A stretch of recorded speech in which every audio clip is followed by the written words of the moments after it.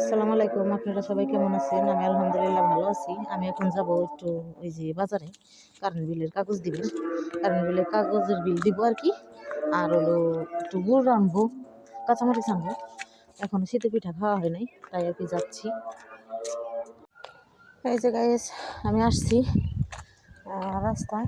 তো এখান থেকে গাড়িতে উঠবো, গাড়িতে উঠে যাবো, কারণ হাঁটার রাস্তা না, 10 টাকা ভাড়া লাগে, তাও অনেকখানি রাস্তা। আমি গাড়ি দিয়ে যাবো আর কি, হেঁটে যাবো না। রাস্তায় লোক আছে, তারপর গাড়ি আছে, আমি যাবো এখন গাড়িতে।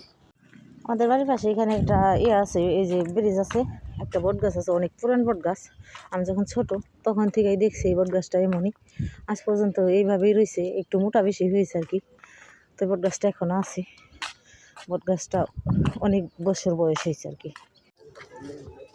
গরু কত করে কেজি?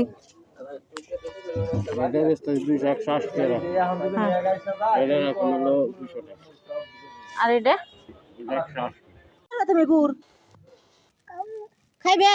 তাহলে খোলাও, খোলাও দেখি, খোলাও, খোলাছে, খোলাই দে। ভালো আছি। এই যে আমার এটা হচ্ছে আমার আপু, আর এটা হচ্ছে আমার বাইস্তে। গুড় আনছি, খাইবো আর কি।